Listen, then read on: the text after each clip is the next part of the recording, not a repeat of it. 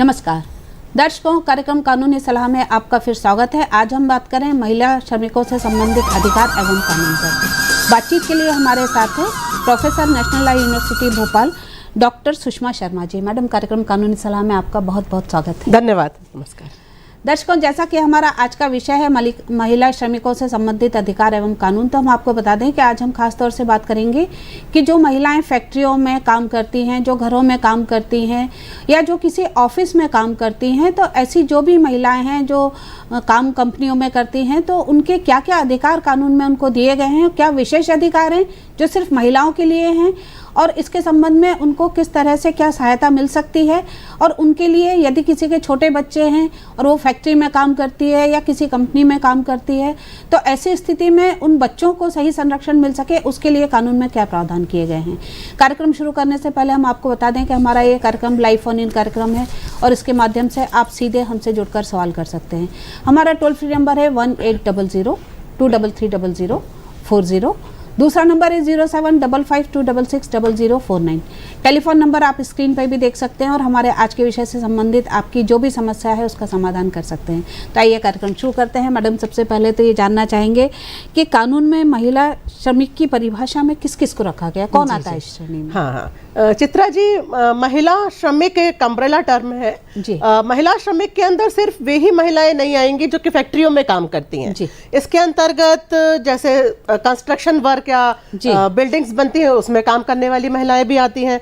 महिला श्रमिक की परिभाषा के अंतर्गत माइंस में या खदानों में काम करने वाली महिलाएं भी शामिल है। इसमें खेत मजदूर जो खेती करने वाली महिलाएं हैं वो, या फिर प्लांटेशन जिसको हम बागान कहते हैं, उनमें काम करने वाली महिलाएं भी आती हैं। तो इस प्रकार के विभिन्न उपक्रमों और उद्यमों में काम करने वाली महिलाएं महिला श्रमिक की परिभाषा में शामिल हैं और उन सभी की सुरक्षा के लिए, संरक्षण के लिए प्रावधान किए गए हैं जी। मैडम, जैसा कि आपने बताया कि महिला श्रमिक की श्रेणी में सभी महिलाएं आती हैं जो कहीं भी कार्य करती हैं, चाहे फैक्ट्री हो, चाहे बागान हो, चाहे खेत हो, चाहे वो घर में काम करती हो। तो एक सबसे बड़ी चीज़ जो यहाँ पर निकल कर आती है वो ये है कि श्रमिक तो श्रमिक होता है, चाहे महिला हो या पुरुष हो। तो फिर महिला श्रमिकों के लिए अलग से प्रावधान बनाने की क्यों आवश्यकता महसूस की गई, या कानून बनाने की आवश्यकता क्यों महसूस की गई? हाँ, चित्रा जी, दरअसल आपका कहना बिल्कुल सही है कि श्रमिक तो श्रमिक ही होता है और श्रमिकों के संरक्षण के लिए पहले से भी बहुत सारे कानून थे, लेकिन इस बात की आवश्यकता क्यों पड़ी कि हम महिला श्रमिकों को विशेष संरक्षण दें? तो उसका पहला कारण तो यह है कि देखिए, शारीरिक रूप से श्रम बहुत ज़रूरी हो जाता है महिला श्रमिकों के लिए। तो शारीरिक संरचना में अंतर है महिलाओं और पुरुषों के, और उनकी मानसिक संरचना में भी अंतर है, साइकोलॉजिकल संरचना में भी अंतर है। तो इसके चलते उनको कुछ विशेष प्रकार के प्रोटेक्शंस की ज़रूरत होती है, क्योंकि जो मसल स्ट्रेंथ हम कहते हैं वो पुरुषों में महिलाओं के मुकाबले अधिक है।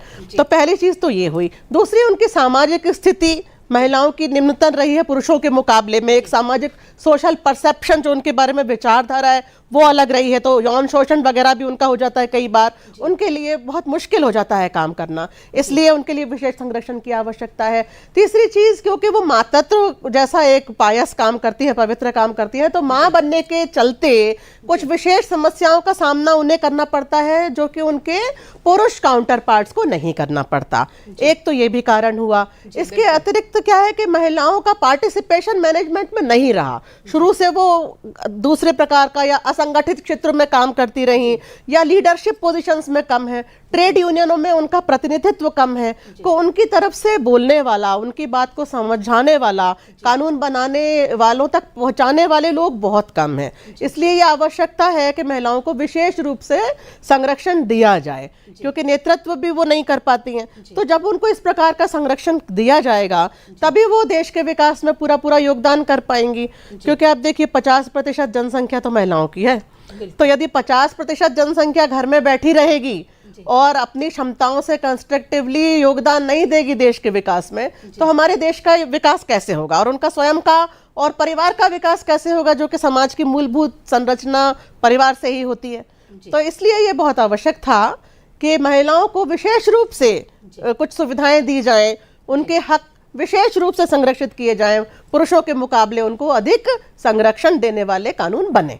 इस चीज की आवश्यकता थी। आपने बहुत अच्छे से इस चीज को हमारे दर्शकों को समझाया कि जी। बहुत सारी चीजें हैं जिसकी वजह से संरक्षण की आवश्यकता महसूस की गई, जी। और ये कहना भी बिल्कुल ठीक है कि महिलाओं के बिना सफल होना भी किसी के लिए संभव नहीं है। कहावत भी है कि हर पुरुष के पीछे कहीं ना कहीं किसी महिला की एक प्रेरणा होती है। जी जी। क्योंकि महिला एक प्रेरक रूप में हमेशा देखी गई है, बिल्कुल। प्रेरित करने के लिए, चाहे उसको आप किसी भी रूप में ले लें।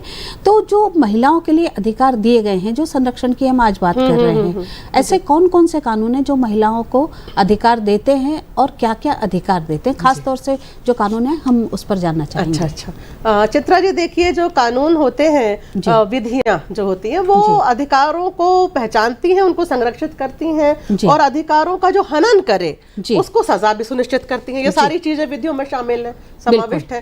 तो कई प्रकार के कानून होते हैं। तो यदि हम अंतर्राष्ट्रीय दृष्टि पर देखें तो एक अंतर्राष्ट्रीय परिप्रेक्ष्य में इंटरनेशनल लेबर ऑर्गेनाइजेशन बनाया गया था। जी। तो वो जो था अंतर्राष्ट्रीय श्रमिक संगठन 1919 में बनाया गया था, द्वितीय विश्व युद्ध के बाद। उसमें बहुत सारी अधिकारों को पहचाना गया था और महिला श्रमिकों के भी अधिकारों को पहचाना गया था। और फिर जब संयुक्त राष्ट्र संघ बना 1945 में, दूसरे विश्व युद्ध के बाद, तो हम भारत भी उसका एक हिस्सा थे। तो जो भी देश उसके भाग थे, उनके ऊपर ये जिम्मेदारी थी कि संयुक्त राष्ट्र संघ ने महिलाओं के, श्रमिकों के जो अधिकार पहचाने हैं, उनका पालन करने के लिए हम अपने देश में कानून बनाएंगे। तो यदि हम उस स्तर पर देखें, संयुक्त राष्ट्र संघ के स्तर पर देखें, तो एक कहलाती है मानवाधिकारों की सार्वजनिक उद्घोषणा, यानी universal declaration of human rights 1948 का है, 1948 का। इसमें महिला श्रमिकों के अधिकारों को पहचाना गया है कि इनको बराबर हक मिलना चाहिए पुरुषों की तरह। इसके अलावा एक उसकी दो वहां पे प्रसंविधाएं हैं, एक सिविल और पॉलिटिकल राइट की प्रसंविधा है, एक इकोनॉमिक, सोशल और कल्चरल राइट्स, यानी कि जो सामाजिक अधिकार है, जो इकोनॉमिक अधिकार है महिलाओं के, सांस्कृतिक अधिकार है, उसमें भी महिलाओं के अधिकारों को और खास तौर पे महिला श्रमिकों के अधिकारों को पहचाना गया। इसके अतिरिक्त एक बना था सीडॉ करके एक संविधा बनी थी, संविधा, जिसको कहते हैं convention for elimination of all kinds of discrimination against women, यानी महिलाओं के विरुद्ध किसी भी प्रकार के भेदभाव को होने से रोकने की एक प्रसंविधा। तो भारत ने भी इस पे हस्ताक्षर किए थे, जिसमें महिलाओं के अधिकारों की बात थी, महिला श्रमिकों के संरक्षण की बात थी। तो इन सारी चीजों का हमारे देश की विधियों में समावेश किया गया। यदि हम अपने देश की सर्वोच्च विधि को माने तो वो संविधान हमारा सर्वोच्च विधि है। बिल्कुल। तो हमारे संविधान में अनुच्छेद 15 है एक, जो कहता है कि स्त्रियों के लिए और पुरुषों के लिए समान रूप से कानून बनाए जाएंगे और स्त्रियों को विशेष संरक्षण भी दिया जा सकता है। फिर एक अनुच्छेद 23 है, जो कि बेगार, आपने सुना होगा, बेगारी प्रथा। हाँ, बिल्कुल, बिल्कुल। तो बेगार को रोकने के लिए, बॉन्डेड लेबर को रोकने के लिए अनुच्छेद 23 हमारे संविधान के मूल अधिकारों में है। इसके अतिरिक्त हमारे संविधान में अनुच्छेद 19 है, जो कि हर एक व्यक्ति को, जिसमें महिला श्रमिक भी शामिल है, अपने मनपसंद रोजगार को चुनना, अपना मनपसंद श्रम कार्य करना, इसकी स्वतंत्रता देता है। और हमारे संविधान के भाग 4 में है राज्य के नीति निर्देशक तत्व, जिनको हम कहते हैं directive principles of state policy. उसमें कुछ बहुत महत्वपूर्ण मैं आपको बताती हूँ, जैसे कि जो 39वां अनुच्छेद है, 39वां, उसके अंदर ये लिखा है कि सभी, स्त्री हो या पुरुष, दोनों को समान कार्य के लिए समान वेतन दिया जाएगा। जैसे आपने देखा होगा कि कई बार मजदूरी जब करती हैं तो महिलाओं को कम तनख्वाह दी जाती है, पुरुषों को ज्यादा, तो वो ना किया जाए। और शासन की जिम्मेदारी है कि वो लोगों को एडिकेट मीन्स ऑफ लाइवलीहुड उपलब्ध कराएगा, यानी कि अपने रोजगार के समुचित साधन उपलब्ध कराएगा।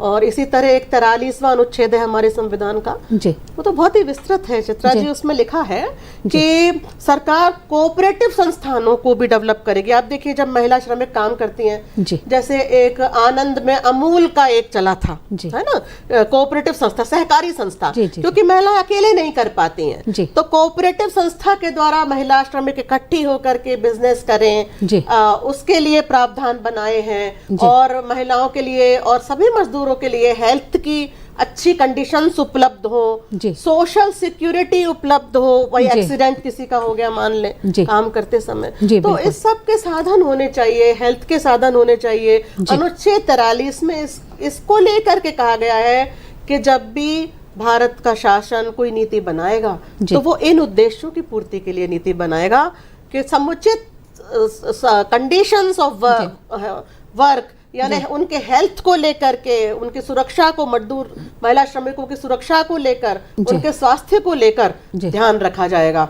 और फिर जब क्योंकि संविधान में यह गारंटी दे दी गई चित्रा जी, तो अनेक कानून फिर बनाए गए, जैसे कि फैक्ट्रीज अधिनियम है 1948 का, और अपना कहना चाहिए मैटरनिटी बेनिफिट्स एक्ट है मातृत्व सुरक्षा के लिए, इसमें भी महिलाओं को छुट्टियां मिलती हैं, और अनेक विधियां, बहुत सारे कानून, अनेक विधियां। बिल्कुल बिल्कुल।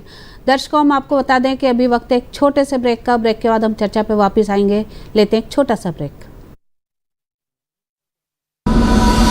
अगर आप एक ऐसी धरती की तलाश में हैं जहां अनंत संभावनाएं और अपार अवसर एक साथ मिलते हों, जहां एशिया का सबसे लंबा high speed automotive testing track हो और दुनिया के प्रमुख वाहन निर्माता स्थित हों, जहां भारत की 27% ऑर्गेनिक फसलें 11 यूनिक एग्रो क्लाइमेटिक जोन्स में उगाई जाती हैं, जहां 300 से अधिक फार्मा कंपनियां दुनिया के 160 देशों में दवाइयों का निर्यात कर रही हों, जहां कॉटन, सिल्क और डिफेंस मैन्युफैक्चरिंग नई इंडस्ट्रीज के साथ विकसित हो रही हों, जहां 1 लाख एकड़ से अधिक का इंडस्ट्रियल लैंड बैंक और प्राकृतिक संसाधनों की भरपूर उपलब्धता हो, जब ये सारी संभावनाएं एक जगह मिलती हों, तो समझ जाइएगा कि आप भारत के हृदय मध्य प्रदेश में हैं। स्वागत है आपका 8वें ग्लोबल इन्वेस्टर्स समिट 2025 में, जहां मुख्यमंत्री डॉक्टर मोहन यादव प्रधानमंत्री श्री नरेंद्र मोदी के विकसित भारत के विजन को आगे बढ़ा रहे हैं। आप आइए और आपको लगे पॉलिसी से आउट आप कोई भी जाना हो तो सरकार तैयार है आपकी सारी मदद करने के। इन्वेस्ट मध्य प्रदेश, अनंत संभावनाओं का प्रदेश। 24 और 25 फरवरी 2025, भोपाल, मध्य प्रदेश। दर्शकों, ब्रेक के बाद हम फिर हाजिर हैं। हम आपको बता दें कि आज हम बात कर रहे हैं महिला श्रमिकों से संबंधित अधिकार एवं कानून पर। एक बार आपको याद दिला दें, बातचीत के लिए हमारे साथ हैं professor National Law University doctor Sushma Sharma ji. तो आइए चर्चा जारी रखते हैं। मैडम, जैसा कि हम ब्रेक पे जाने से पहले चर्चा कर रहे थे, आपने बताया कि बहुत सारे कानून बने हैं और उसमें सभी चीज़ों को समावेश किया गया है, सुरक्षा, स्वास्थ्य, वेतन संबंधी। तो कई बार ये देखने में आता है कि जो महिला श्रमिक काम करती है किसी फैक्ट्री, एक कॉलर हमारे बीच इस लाइन पे हैं, इंदर सिंह जी। इंदर सिंह जी, कार्यक्रम कानूनी सलाह में आपका स्वागत है। बताइए क्या पूछना चाहते हैं। नमस्ते मैम। नमस्कार जी। मेरा प्रश्न ये है कि कोई भी महिला श्रमिक यदि जहाँ काम करती है जी, अपने जॉब वहाँ पर एक्सीडेंट हो जाए या उनकी डेथ हो जाए, तो उनके भरण पोषण के लिए या उनका क्लेम का, बीमे का क्या रहता है? क्योंकि कुछ भी थोड़ा बहुत देख के ना जो है मामला रफा दफा कर दिया जाता है। तो ये मेरा प्रश्न जी, बहुत अच्छा सवाल है आपका। जी जी। तो इनका प्रश्न ये था कि यदि कोई महिला कहीं काम करती है और कोई कार्य के एक्सीडेंट, दौरान, हाँ, हाँ, जी, जी, फैक्ट्री में होता है कई बार। हाँ, जी। देखिए, इसके लिए पहले से भी नियम थे और जो फैक्ट्रीज अधिनियम और अन्य अधिनियम थे उनमें प्रावधान बनाए गए थे कि यदि during the course of employment and arising out of course of employment, 2 terms होते हैं, कि यदि काम करते समय जी, या काम के लिए जाते समय भी, जैसे मान लीजिए किसी मजदूर ने काम पर जाने के लिए अपने जूते पहन लिए हैं, निकलने वाला है, तब भी जो रास्ते में जो भी दुर्घटना होती है वो कार्यस्थल पर होने वाली दुर्घटना में समावेश होती है सिद्धांत के हिसाब से। तो 2020 में अभी इसको लेकर के सामाजिक सुरक्षा को लेकर ऑक्यूपेशनल हजार्ड और जो हेल्थ है और वर्किंग कंडीशंस हैं, इनको लेकर के एक नया कोड बनाया गया है 2020 में। इसके अंतर्गत सभी श्रमिकों को सुरक्षा दी गई है, सामाजिक सुरक्षा, ऑक्यूपेशनल हजार्ड्स के केस में उनके स्वास्थ्य को लेकर के। इसके अतिरिक्त महिलाओं को विशेष सुरक्षाएं कुछ दी गई हैं, जैसे कि पहले जैसे कहते हैं अनुकंपा नियुक्ति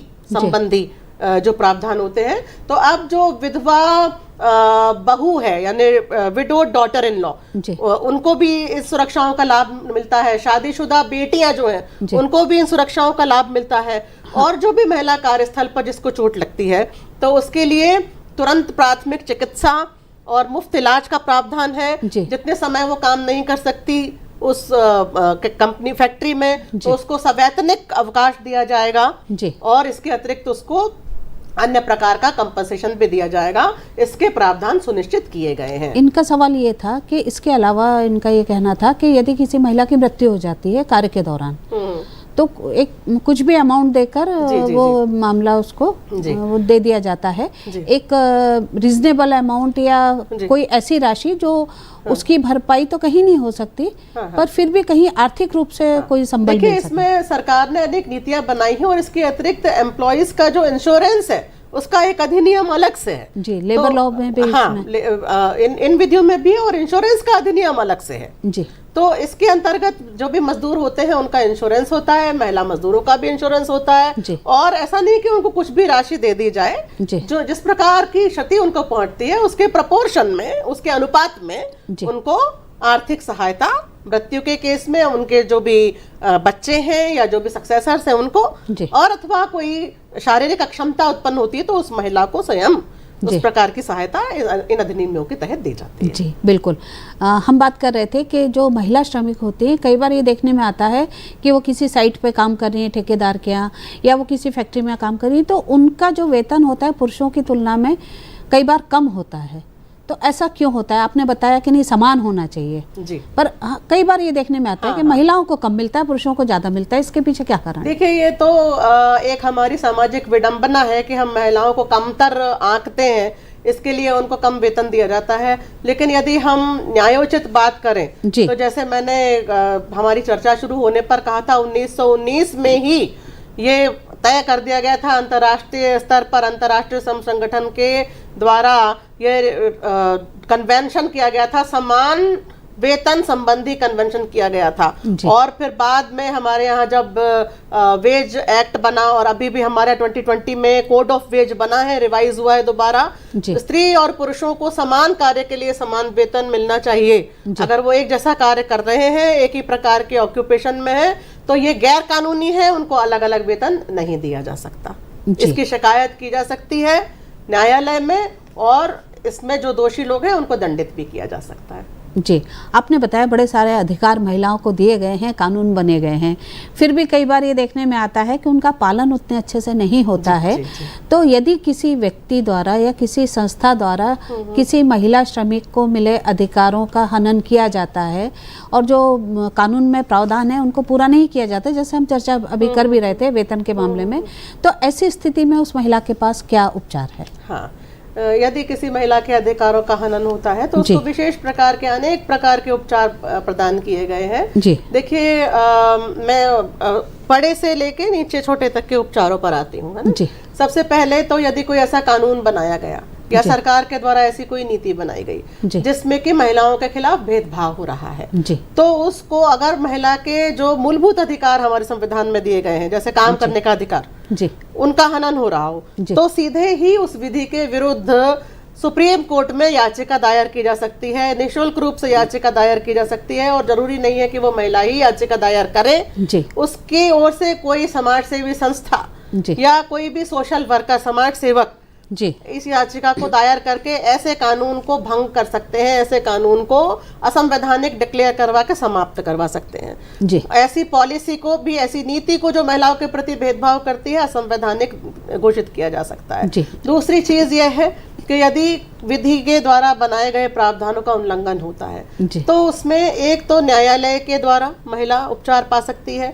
तो न्यायालय की प्रक्रिया के द्वारा यदि महिला खुद भी स्वयं पढ़ी लिखी नहीं है या उसको इतनी जानकारी नहीं है कि वो अपना केस कैसे दायर करे, तो इसके लिए विधिक सहायता प्रकोष्ठ बनाए जाते हैं और न्यायालयों में विधिक सहायता उपलब्ध है। ऐसे वकील हैं जो कि महिलाओं से बिना कुछ पैसा लिए शासन की ओर से उनकी तरफ से ऐसे केसों को लड़ते हैं और महिलाओं को न्याय दिलाते हैं। इसके अतिरिक्त श्रमिकों के मामलों में कुछ विशेष न्यायालय, कुछ विशेष इंडस्ट्रियल ट्राइब्यूनल भी बनाए गए हैं जो कि न्यायालयों से भिन्न होते हैं। उनमें भी शिकायत की जा सकती है और इसी प्रकार की विधिक सहायता वहां पर भी मामला दायर करने के लिए उपलब्ध है। जी। और फिर इसके अलावा चित्रा जी कुछ मानव अधिकार आयोग भी हमारे यहाँ बने हुए हैं, जी। जैसे कि राज्य मानवाधिकार आयोग और राष्ट्रीय मानवाधिकार आयोग है, जी। और इसके अतिरिक्त महिला आयोग भी राष्ट्रीय स्तर पर कार्यरत है और राज्य के स्तर पर भी कार्यरत है। तो ये जो आयोग है ये न्यायालय तो नहीं है, लेकिन ये महिलाओं के विरुद्ध होने वाले जो भी दुर्व्यवहार है श्रमिक महिलाओं भी उसमें शामिल है, क्योंकि जी। महिलाएं भी मानव ही हैं। तो जी। वहां पर सिर्फ एक महिला एक चली जाए थोड़ी देर के लिए, या ऑनलाइन अगर अपनी शिकायत रजिस्टर करना चाहती है तो किसी की मदद से ऑनलाइन शिकायत रजिस्टर करवा दे कि उसके साथ कार्यस्थल पर दुर्व्यवहार होता है या अमानवीय व्यवहार होता है या सुविधाएं नहीं मिलती हैं, तो मानवाधिकार आयोग भी एक अच्छा फोरम है जहां महिला शिकायत करके अनुतोष पा सकती है, राहत पा सकती है। और ये कोई भले ही कुछ कानूनी रूप से आगे जाकर जटिलताएं उसमें होती हो न्याय प्राप्त करने में, लेकिन महिला के लिए समुचित कानूनी सहायता का प्रावधान है। जी मैडम, इस बीच एक कॉलर लाइन पे भोपाल से, हम उनका सवाल लेते हैं। कार्यक्रम कानूनी सलाह में आपका बहुत बहुत स्वागत है, बताइए क्या पूछना चाहते हैं। आपको हमारी आवाज सुनाई दे रही है? हेलो हेलो हेलो मैडम, नमस्ते। हेलो, आप अपना सवाल पूछें, आप क्या पूछना चाहते हैं? मैडम ये सवाल मेरा ये है, जैसे महिलाओं को ये वेतन वगैरह कम देते हैं जी, और इसके अलावा मानसिक पीड़ित भी करते हैं लोग बाग, मतलब प्रतिष्ठानों पर या कहीं भी काम कर रहे हैं, बुलावे चिल्ला चोट करते रहते हैं ऑफिसों में, ऐसा टाइम पे नहीं आ, वैसा है, तनख्वाहें टाइम पे नहीं मिलती हैं लोग बागों को जी। तो इसके लिए हम कंप्लेंट शिकायत कहाँ पे, थाने में भी देख, आजकल क्या सोर्स पोर्ट से कंप्लेंट नहीं लिखाती हैं, तो इसके लिए उसका क्या नियम है, टोल फ्री नंबर कोई ऐसा है क्या है थोड़ी इसकी?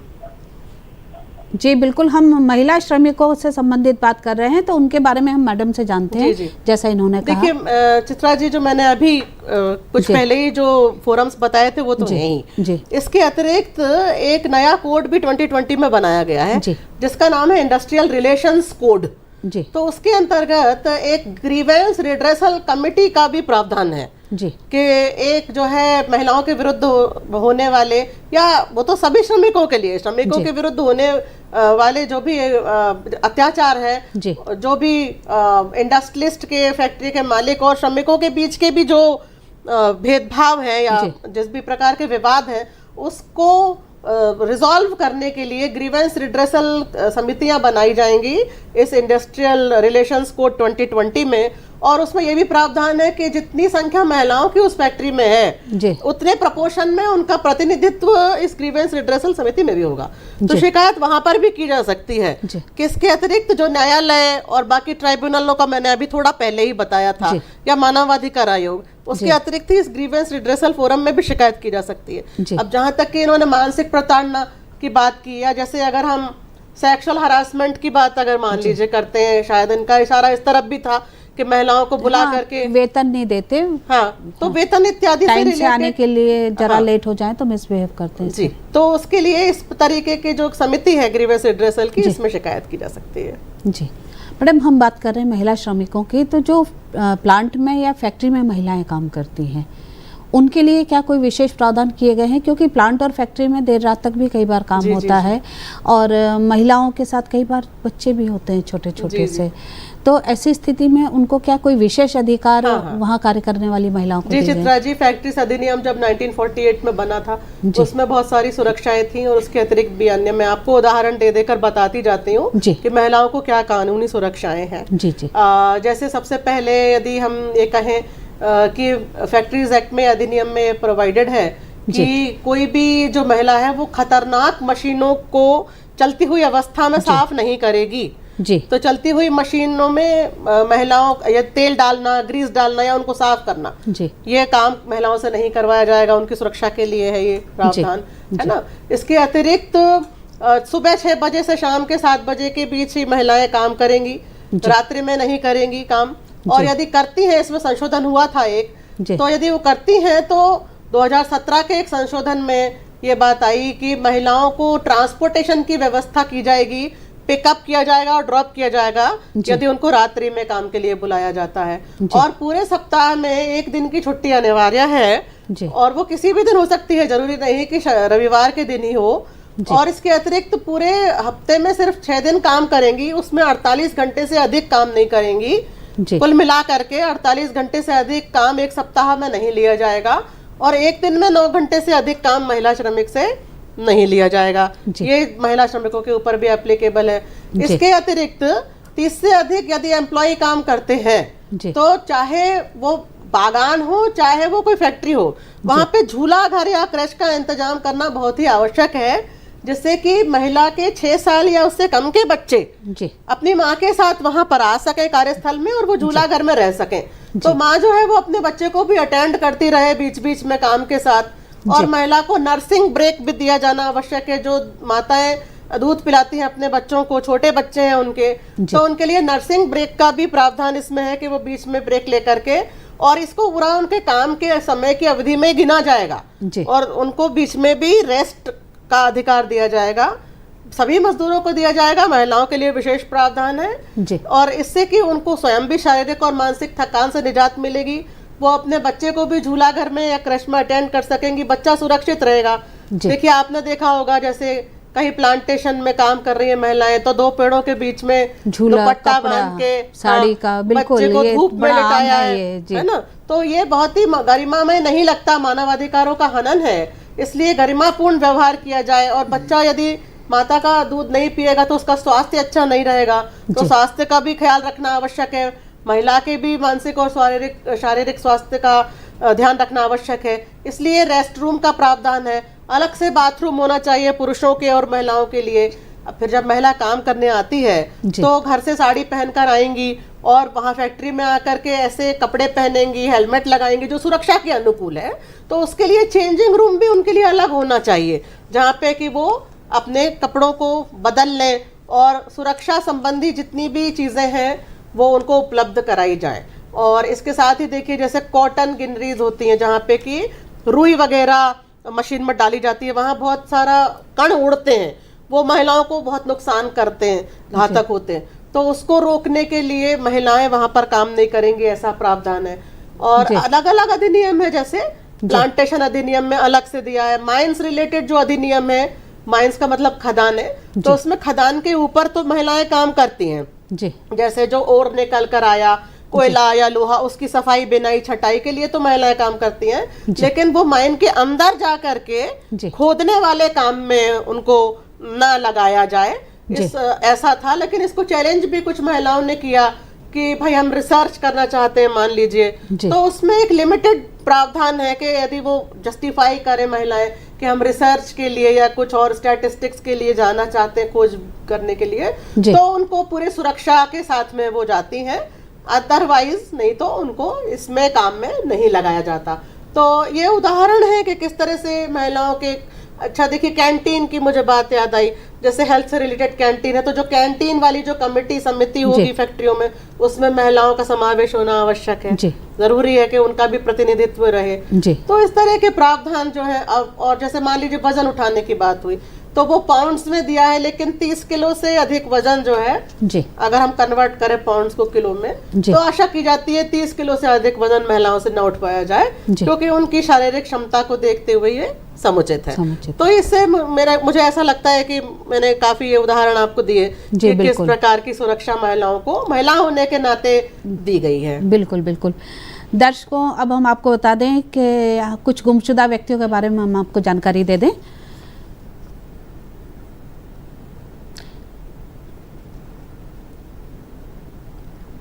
ये तस्वीर जो आप देख रहे हैं, इनका नाम है प्राची व्यास, उम्र 19 वर्ष, कद 4 फीट 5 इंच, रंग गोरा, गेहुआ, आजाद नगर, बरखेड़ा, पठानी, भोपाल से लापता है। ये तस्वीर जो आप देख रहे हैं ये बुलबुल बाथम की है, उम्र 21 वर्ष, कद 5 फीट, रंग गोरा, ग्वाल मोहल्ला, रोशनपुरा, भोपाल से लापता है। ये तस्वीर जो आप देख रहे हैं सोनम सेन, उम्र 23 वर्ष, कद 4 फीट 6 इंच, रंग गोरा, ओम नगर, बिरला मंदिर के सामने, भोपाल से लापता है। ये तस्वीर जो आप देख रहे हैं ये कस्तूरी बाई की है, उम्र 5 वर्ष, कद 5 फीट, रंग गेहुआ, ओम नगर, बिरला मंदिर के सामने, भोपाल से लापता है। इन सभी व्यक्तियों के बारे में यदि आपको कोई जानकारी मिलती है तो इस पते पर सूचित करें। पुलिस मुख्यालय, अपराध अनुसंधान विभाग, भोपाल, मध्य प्रदेश। दर्शकों, आइए हम चर्चा जारी रखते हैं। जैसा कि आपको पता है कि आज हम महिला श्रमिकों के अधिकार और कानून पर बात कर रहे हैं। मैडम, जैसा कि अभी हम चर्चा कर रहे थे कि महिलाओं को बड़े सारे अधिकार दिए गए हैं और बड़ी सारी व्यवस्थाएं भी की गई हैं कि उन्हें कहीं कोई दिक्कत ना हो, पर इसके बाद भी कई बार देखने में आता है कि उसका लाभ उनको नहीं मिलता या ये सुविधाएं नहीं होती हैं। कई जगहों पर कानून है, प्रावधान है, पर उसका पालन भी कई बार लोग नहीं करते हैं, फैक्ट्रियों में भी, प्लांट में भी। तो यदि किसी महिला को कोई केस लगाना हो कि भाई उसके अधिकारों का हनन हो रहा है, तो वो कहाँ लगा सकती है और कैसे प्रकरण दायर कर सकती है? जी, जैसा कि मैंने आपको बताया कि विधिक सहायता प्रकोष्ठ बने हुए हैं जी सरकार के द्वारा, और महिला थाने भी अलग से बने हुए हैं। जी, तो ये देखना पड़ेगा कि महिला किस प्रकार की राहत चाहती है, उसके विरुद्ध किस प्रकार के अधिकारों का उसका हनन हुआ है जी, है ना। उदाहरण के लिए मान लीजिए महिला के साथ शीलभंग के प्रकार का अपराध मान लीजिए कोई किया गया है, तो किसी सहकर्मी ने किया जी, तो महिला यदि केस दायर करना चाहे तो पहले भारतीय दंड संहिता थी, अब भारतीय न्याय संहिता बन गई है ना, जुलाई 24 से चालू हो गई है। तो उसके तहत महिला थाना विशेष प्रकार से बनाया गया है, वहां जाकर के महिला शिकायत कर सकती है और वहां पर महिला को संरक्षण दिया जाएगा और इसके अतिरिक्त ही उसको जो है विधिक सहायता भी उपलब्ध कराई जाएगी, है ना। इसके अतिरिक्त अगर महिला इस प्रकार के एक उदाहरण मैंने दिया कि शीलभंग से संबंधित है मान लीजिए कुछ चीज, तो महिला जो है अपने यहाँ जो एक ग्रीवेंस रिड्रेसल समिति जो बनाई जाती है फैक्ट्री में, वहां शिकायत कर सकती है। इसके अतिरिक्त यदि पौष अधिनियम जो बनाया गया है जी, उसमें जो समितियां हैं उसके बारे में भी मैं आपको डिटेल में बता दूंगी जी। तो पौष अधिनियम महिलाओं के विरुद्ध होने वाले जो सेक्सुअल हरासमेंट है उसको रोकने से संबंधित समिति, इंटरनल कंप्लेंट समिति बनाई जाती है हर संस्थान में, हर फैक्ट्री में बनाया जाना आवश्यक है जी, बिल्कुल। तो वहाँ शिकायत कर सकती है, या फिर जो कमीशंस बने हैं मानवाधिकारों के, वहाँ शिकायत कर सकती हैं जी। और उनकी मदद के लिए फ्री में कानूनी सहायता तो निःशुल्क उपलब्ध कराई जाती है, जो कि उनकी ओर से पिटीशन बना करके मामले को आगे न्यायालय में ले जा सकते हैं जी। तो इस प्रकार से हर प्लेटफॉर्म पे अलग अलग जगह शिकायत की जा सकती है। मैडम, जिन महिलाओं के श्रमिकों के बहुत छोटे बच्चे हैं जी, 2 महीने का बच्चा है, 3 महीने का, उसकी मजबूरी है काम करना, तो ऐसी स्थिति में यदि वो बच्चे के साथ कहीं काम करती है तो वो बच्चा सुरक्षित रहे और माँ भी उसकी अच्छे से देखभाल कर सके, इसके लिए क्या विशेष प्रावधान कोई किए गए हैं कानून में कि कहीं जहाँ भी वो काम कर रही है तो क्या क्या चीज़ें होना आवश्यक है? हाँ, चित्रा जी, देखिए कि माँ जो है वो तो बेसिक यूनिट होती है परिवार की, और परिवार समाज का बेसिक यूनिट है, देश की बेसिक इकाई है, जैसे कि मकान के लिए ईंटें होती हैं वैसा। तो परिवार में जब तक बच्चे स्वस्थ नहीं होंगे, महिला स्वस्थ नहीं होगी, तब तक परिवार स्वस्थ नहीं होगा जी, है ना। और वो किसी भी कार्यस्थल पर अपना, किसी भी फैक्ट्री में अपना पूरा योगदान नहीं दे पाएगी जी। इसके लिए इस बात पर बहुत ध्यान दिया गया है जी। तो पहली चीज तो ये है कि यदि 2 महीने का छोटा बच्चा है तो उसे काम करने के लिए जाने की आवश्यकता है ही नहीं जी। एक अधिनियम 1961 में बनाया गया था जिसको कहते हैं मैटरनिटी बेनिफिट्स एक्ट जी। मातृत्व सुरक्षा से संबंधित अधिनियम है ये जी। मातृत्व संबंधी लाभों को लेकर के अधिनियम बनाया गया था जी। इसमें महिलाओं को 26 हफ्ते की छुट्टी दी जाती है जी, प्रसव के कारण जी। तो ये जो 26 हफ्ते की छुट्टी है, जब बच्चे के जन्म की जो नियत तिथि है उसके 8 हफ्ते पहले से ले सकती है जी। और बकाया जो 26 हफ्ते में से 8 हफ्ते आप पहले लेना चाहे तो पहले ले ले, और बाकी का समय वो बच्चे के जन्म के पश्चात ले सकती है। तो 6 महीने से अधिक का समय है महिला के पास में, जो वो अपने नवजात शिशु के साथ में बिता सकती है और अपने नवजात शिशु का और अपना ख्याल रख सकती है। इसके अतिरिक्त साथ ही ये भी बताना चाहूंगी चित्रा जी कि सिर्फ बच्चे के जन्म के मामले में ही नहीं, अगर महिला को गर्भपात हो जाता है, मान लीजिए मिसकैरेज जी, या फिर वो अबॉर्शन करवाती है, गर्भ का समापन करवाती है जी, तो हमारे देश में गर्भ का समापन भी कानूनी है जी। इसका एक अधिनियम बना हुआ है कि गर्भ का समापन जो है वो जानबूझ के किया जाता है और जो मिसकैरेज है, गर्भपात है, वो प्राकृतिक कारणों से होता है। दोनों में ये अंतर है जी, बिल्कुल। तो गर्भपात इस कारण से ना हो कि गर्भ में पलने वाला बच्चा बेटी है जी, इसके लिए गर्भ में लिंग, भ्रूण लिंग की जांच नहीं की जाती, हमारे यहाँ ये बैन है। भ्रूण के लिंक की जांच नहीं की जाती। लेकिन अन्य कारणों से अगर किसी मेडिकल कारण से या किसी अन्य कारण से गर्भपात कराना जरूरी हो तो गर्भपात के मामले में और गर्भ का समापन मिसकैरेज अगर मान लीजिए हो गया महिला को, इन मामलों में भी महिला को 6 हफ्ते की छुट्टी का प्रावधान इसमें मैटरनिटी बेनिफिट एक्ट 1961 में दिया है जी। इसके अतिरिक्त चित्रा जी, अगर महिला और बच्चों को होने से रोकने के लिए ऑपरेशन करवाती है, जैसे हम कहते हैं ट्यूबिक्टोमी कराना, बच्चा रोकने का ऑपरेशन यदि कराती है तो उसके लिए 2 हफ्ते की छुट्टी का प्रावधान है जी। अच्छा, मान लीजिए कभी ऐसा हुआ कि महिला को गर्भपात के कारण या दुर्भाग्यवश इस प्रकार का ऑपरेशन होने के कारण मान लीजिए उससे जनित कोई बीमारी हो गई, इन्फेक्शन हो गया या और इलनेस हो गई जी, तो 1 महीने तक की छुट्टी उसको मिलेगी, है ना जी। तो अब ये जो छुट्टी मिलेगी इसमें वेतन भी मिलेगा उसको, ये सवैतनिक छुट्टी है, इसमें वेतन बिल्कुल कम कटेगा नहीं, चाहे वो श्रमिक हो, फैक्ट्री में काम करती हो, रेगुलर हो या टेम्परेरी, बिल्कुल, चाहे वो महिला रेगुलर हो या रेगुलर काम ना करती हो, या वो दिहाड़ी पर काम करती हो, कॉन्ट्रैक्ट में काम करती हो, या वो कन्फर्म्ड हो। बस एक ये है इसमें कि महिला ने पिछले 1 साल में 80 कार्य दिवस वहाँ काम किया हो लगातार या अलग अलग, ऐसा नहीं है कि आज ही वो नौकरी पर आई और कल उसको मिल जाए, उसने 80 कार्य दिवस काम किया हो और उस फैक्ट्री में लगभग 80 लोगों ने पिछले 1 साल में कभी ना कभी किसी दिन काम किया हो जी। तो इस प्रकार से ऐसी परिस्थिति में जो डिटेल नियम उसमें दिए हैं तो कहना चाहिए कि हर एक महिला को ये संरक्षण दिया गया है।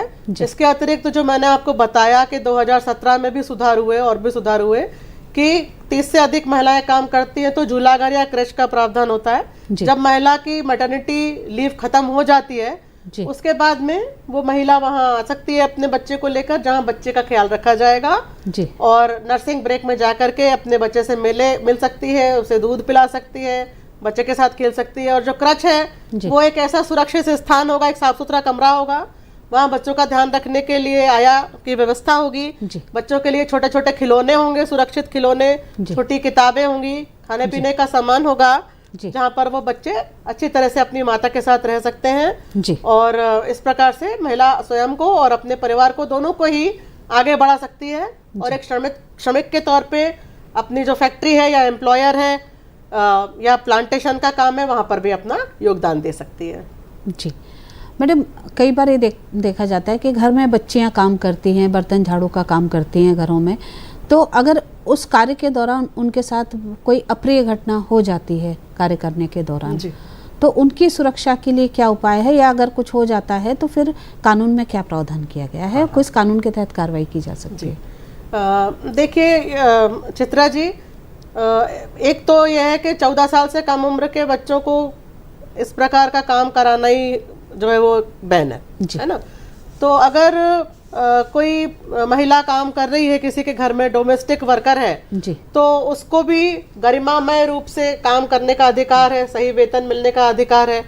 हालांकि न्यूनतम मजदूरी अधिनियम उस पर लागू नहीं होगा, अभी इतना स्तर हमारा श्रम संबंधी कानूनों का नहीं हुआ है, लेकिन यदि किसी लड़की का उत्पीड़न होता है तो सीधे सीधे तो वो एक अपराध है, जैसे कि वो भी एक व्यक्ति है तो जो कि एक जनरल महिला के साथ रेप के केस में या शील भंग के केस में जो भी अपने भारतीय दंड संहिता जो पहले थी अब भारतीय न्याय संहिता बन गई है उसके जो प्रावधान है वो सारे तो लगेंगे ही लगेंगे। तो यदि वो FIR करना चाहती है तो FIR करेगी और कानून की प्रक्रिया के द्वारा कोर्ट में जाए।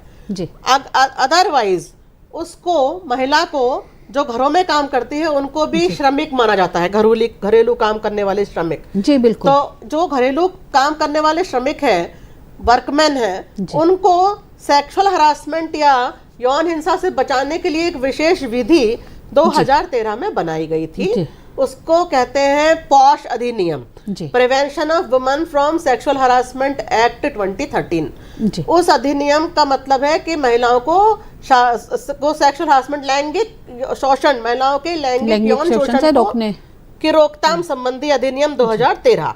उसके अंतर्गत जो फैक्ट्रियां हैं वहां पर या प्लांटेशन है या माइन है वहां पर तो इंटरनल कंप्लेंट कमेटी एक होती है, वहां शिकायत करें, उसके बाद में लोकल कंप्लेंट कमेटी होती है। जो महिलाएं घरों में काम करती हैं, अब क्योंकि घर में तो एक घर है बस छोटा सा, तो वहाँ कोई कमेटी तो जो काम करने वाले मालिक है वो तो बनाएंगे नहीं, वो तो सवाल ही नहीं उठता। बिल्कुल, बिल्कुल। तो वहाँ पे जो उस जिला है वहाँ पर जिला में इंटरनल कंप्लेंट कमेटी होती है। किसी भी वकील या एनजीओ की मदद से महिला वहाँ पर इंटरनल कंप्लेंट कमेटी में जा करके शिकायत कर सकती है कि उसके साथ इस प्रकार का दुर्व्यवहार किया गया है, और क्योंकि वो एक वर्किंग वुमन है, महिला श्रमिक है, तो उसके अधिनियमों के अनुसार 2013 के अधिनियम के अनुसार कार्यवाही की जाएगी और उस व्यक्ति के खिलाफ कार्यवाही होगी और केस भी दायर किया जाएगा न्यायालय में। बिल्कुल, आपने बहुत अच्छी जानकारी दी है कि जहाँ पर घरों में कमेटी की व्यवस्था नहीं है तो शासन ने दूसरी व्यवस्था की हुई है। मैडम, कई बार ये देखने में आता है कि कई बार महिला श्रमिकों के खिलाफ ही कोई कार्रवाई की जाती है, किसी बात को लेकर और काम को लेकर उनकी शिकायत की जाती है, तो यदि उनके खिलाफ कोई कार्रवाई की जा रही है और ऐसा लगता है कि वो किसी दुर्भावना से प्रेरित होकर की गई है, चाहे उसमें फिर उतना वेतन देने की नियत ना हो या दूसरा और कोई कारण हो, तो ऐसी स्थिति में फिर महिला के पास क्या उपचार है? जी, अगर महिला को दुर्भावनावश किसी महिला के खिलाफ कोई कार्यवाही की जा रही है, तो जैसे कि एक सामान्य श्रमिक को अपना बचाव करने का अधिकार है जी, एक सामान्य व्यक्ति को अपना बचाव करने का अधिकार है झूठे आरोपों से जी, सामान्य श्रमिक को है और महिला श्रमिक को भी है जी। तो यदि इस तरह की कोई कमेटी गठित करके उसके खिलाफ इंक्वायरी उसके एम्प्लॉयर के द्वारा वहीं की जा रही है जहां वो काम करती है, उस संस्था में की जा रही है, तो वो अपने ही संस्था के किसी पढ़े लिखे उससे सीनियर रैंक वाले व्यक्ति, जिसको कि हम नेक्स्ट फ्रेंड भी कहते हैं जी, उसकी मदद लेकर के अपना बचाव करने के लिए अपना पक्ष रख सकती है। और उस जांच समिति की जो भी रिपोर्ट आए, यदि वो दुर्भावनावश है या गलत रिपोर्ट आई है, तो महिला उसके विरुद्ध अपील भी कर सकती है।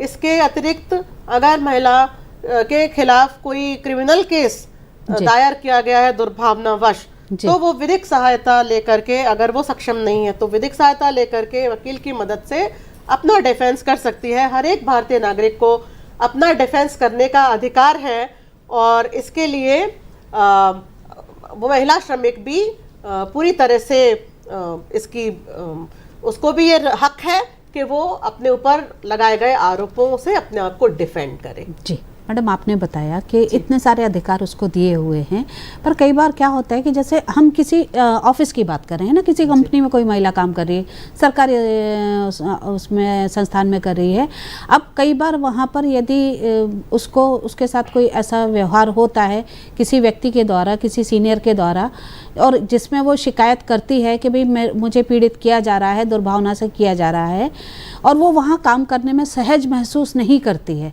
क्योंकि वो पीड़ित है और वो उसी की शिकायत कर रही है जिसके अंडर में वो काम कर रही है, तो ऐसी स्थिति में क्या अलग से कोई व्यवस्था की गई है कि वो मानसिक रूप से स्वस्थ होकर अपने काम को कर सके और संस्थान में रह सके? जी देखिए चित्रा जी, जो अच्छे संस्थान हैं जी, वहाँ पर तो ये सुनिश्चित किया जाता है कि केवल डिस्पेंसरी ही नहीं होगी, और वो डिस्पेंसरी सिर्फ प्राथमिक चिकित्सा के लिए नहीं होगी, बल्कि मानसिक स्वास्थ्य को ध्यान में रखते हुए साइकोलॉजिस्ट भी रखे जाते हैं। लेकिन अब ये कहीं कहीं ऐसा लग सकता है कि ये बहुत बड़ी बात है कि जहाँ पर अभी रोजी रोटी के लिए ही लोग स्ट्रगल कर रहे हैं, संघर्ष कर रहे हैं, वहाँ साइकियाट्रिस्ट को रखना।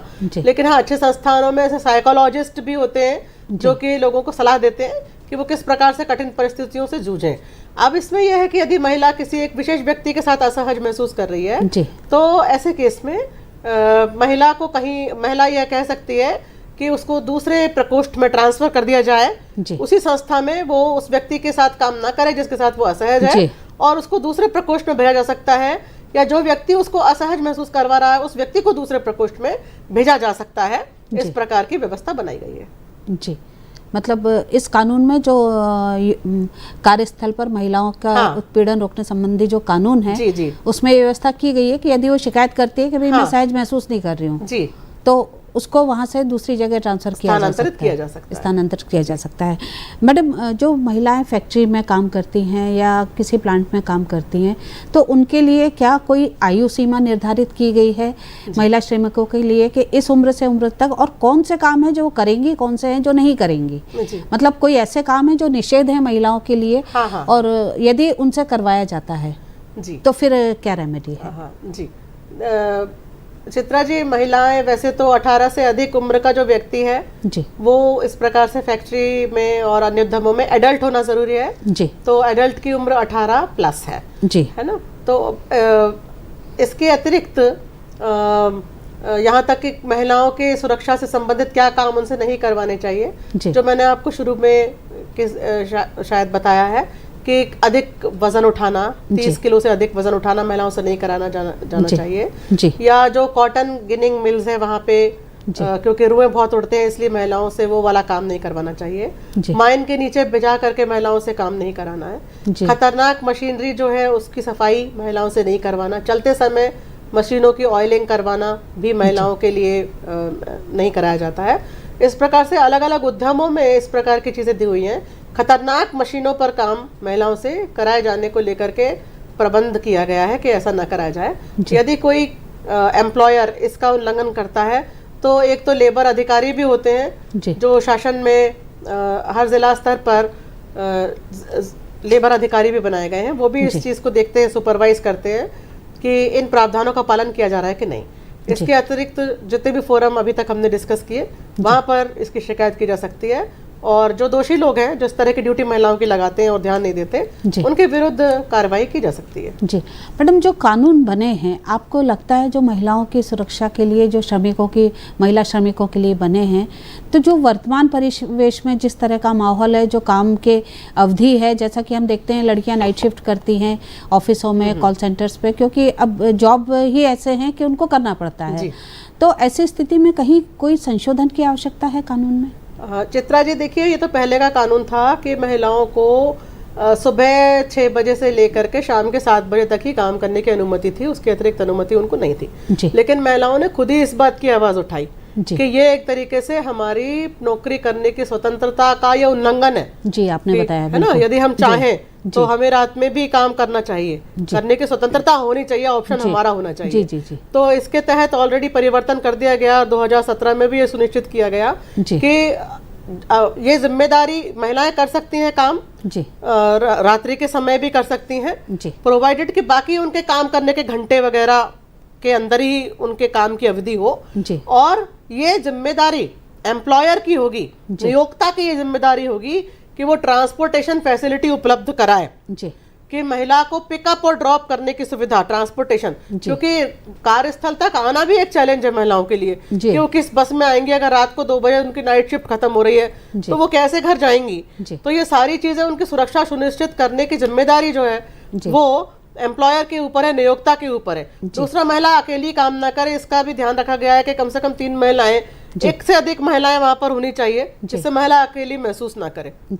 इसके अतिरिक्त कुछ और उद्यम है, जैसे कि मान लीजिए महिलाओं का अस्पताल है, तो उसमें महिलाएं ही नर्स के रूप में काम करती हैं। तो इस तरह के एक्सेप्शंस का ध्यान रखा गया है कि कहाँ ऐसी आवश्यक सेवाएं हैं जहाँ बहुत जरूरी है, तो महिलाओं की सुरक्षा सुनिश्चित करते हुए उनको स्वतंत्रता। जैसे अभी टेक्नोलॉजी काफी आगे आ गई है, तो सीसीटीवी कैमरा भी एक इसका बहुत बड़ा सुरक्षा का साधन है कि सीसीटीवी कैमरे लगाने का भी कोई प्रावधान है? हाँ, जहाँ पे महिलाएं आकर के अपनी गाड़ियां पार्क करती हैं, जैसे छुट्टी होने के बाद महिला अपनी गाड़ी उठाएगी जाएगी, तो वहाँ पे पूरा जहाँ पे महिला काम करेगी, दिन में या रात में काम करेगी, वहाँ पे रोशनी युक्त कमरे होने चाहिए, सुरक्षा संबंधी कमरे होने चाहिए, रोशनी युक्त कमरे होने चाहिए।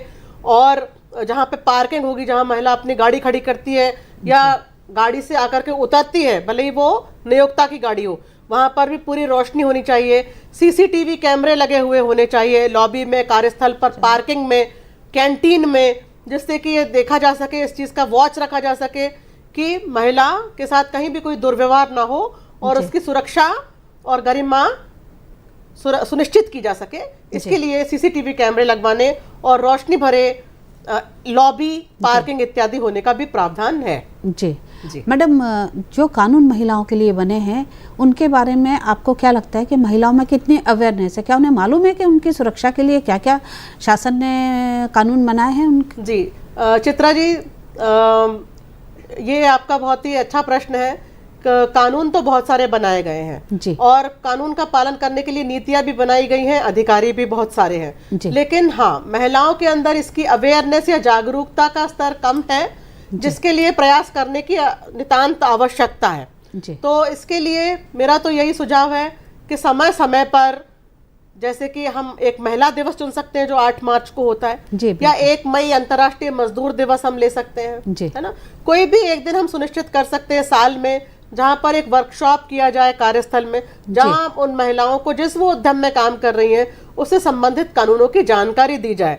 बाकी इसके अतिरिक्त यदि हम सेक्सुअल हरासमेंट संबंधी समिति की बात करें 2013 की, तो जगह जगह नोटिस बोर्ड लगाए जाने की भी नीति है कि जगह जगह नोटिस बोर्ड लगाए जाएंगे कार्यस्थल पर, फैक्ट्रियों में, कि यदि महिला के साथ इस प्रकार का व्यवहार होता है तो वो कहाँ शिकायत कर सकती है, कौन लोग उस समिति में है जहां पर जाकर के महिला शिकायत कर सकती है, उनके फोन नंबर के सहित बोर्ड लगाए जाते हैं। इसके अतिरिक्त कंप्लेंट बॉक्स भी रखे जाने संबंधी नीतियां हैं कि कंप्लेंट बॉक्स रखे जाएं कि अगर महिला खुद जाकर के किसी चीज की शिकायत करने में सहज महसूस नहीं कर रही है तो ऐसे में कंप्लेंट बॉक्स में लिख करके डाल दे कि उसको किस प्रकार की परेशानी है। जी मैडम, आपने बताया कि सारी व्यवस्थाएं की गई हैं महिलाओं के लिए। इसके बाद भी यदि किसी महिला के साथ कोई दुर्घटना घटती है या उत्पीड़न होता है और ऐसी स्थिति में जहां की आर्थिक रूप से वो सक्षम नहीं है, तो क्या आर्थिक रूप से सहायता का कोई प्रावधान किया गया है पीड़ित महिला के लिए? पीड़ित महिला चाहे वो श्रमिक हो या कोई अन्य पीड़ित महिला हो, पीड़ित महिला की परिभाषा में आती ही है जी। तो इसके लिए कुछ अनुतोष दिए जाते हैं जिनके प्रावधान उस संस्था में भी किए जाते हैं और शासन के द्वारा भी किए जाते हैं जी। तो जैसे कि ये आपको पता ही होगा कि मान लीजिए महिला थाने में जाती है तो उसको यदि चोट लगी हुई है तो उसका मेडिकल चेकअप किया जाता है फ्री में, और उसको तुरंत ही सहायता उपलब्ध कराई जाती है, साइकोलॉजिकल सहायता, मेडिकल सहायता, और उसको कुछ पैसे भी दिए जाते हैं जिससे कि वो इस परिस्थिति से निकल सके। तो इस प्रकार के सुविधाएं उपलब्ध हैं। जहां महिलाओं को किसी इंजरी, एक्सीडेंट का सामना करना पड़े तो उसको, इसके अलावा जैसे उसके साथ यदि कोई अप्रिय घटना ऐसी होती है कि तो वो तो उत्पीड़न किया जाता है, यौन उत्पीड़न होता है कार्यस्थल पे। ये सरकार की नीतियां हैं, शासन की नीतियां हैं कि वो श्रमिक हो या ना हो, वो सभी महिलाओं के लिए है कि जब महिलाएं थाने में जाते हैं और इस प्रकार की FIR करती हैं कि उनके साथ में कोई यौन हिंसा, यौन दुराचार किया गया है, तो उसमें शासन की योजनाएं हैं कि महिला को नकद सहायता उपलब्ध कराई जाती है। इसके लिए क्या उनको कोई केस लगाना होता है? किस तरह से महिला सहायता कैसे मिलती है? महिला को पुलिस थाने, क्योंकि उसको तो नहीं मालूम है ये सब, तो ये सब कौन करे? ये सारी जानकारी महिला को पुलिस में जो अधिकारी हैं नियुक्त, उनकी जिम्मेदारी बनती है कि वो महिला को इस प्रकार की जो सहायता मिलने वाली है उसकी जानकारी दें और उसको कानूनी सहायता भी उपलब्ध कराएं, और जो कानूनी सलाहकार आएगा वो भी महिला को इसके बारे में जानकारी देने की जिम्मेदारी उनकी भी है कि महिला को क्या क्या हक है और वो क्या क्या राहत प्राप्त कर सकती है। ये जिम्मेदारी शासन की है, ये जिम्मेदारी थाने की है और उन संस्थाओं की है जहाँ पर महिला जाकर के शिकायत करती है। जी, बहुत बहुत धन्यवाद मैडम, आज आपने इस विषय के बारे में हमारे दर्शकों को बहुत अच्छी जानकारी दी, कानूनों के बारे में बताया। दर्शकों, जैसा कि आज की चर्चा में हमने देखा कि महिला श्रमिकों की सुरक्षा के लिए बहुत सारे कानून हैं, उनके अधिकार, उन्हें बहुत अधिकार भी दिए गए हैं, पर अभी भी जो ज़रूरत है वो ये है कि वो इसके बारे में जागरूक हों और इन कानूनों की मदद से वो अपने जीवन को अच्छा कर सकें और अपने जीवन को भविष्य में और अच्छे से जी सकें इन कानूनों के और अधिकारों के सहारे। आज हम आपसे ही विदा लेते हैं, अगले अंक में फिर एक नए विषय के साथ उपस्थित होंगे, तब तक ले आके दीजिए। नमस्कार। नमस्कार।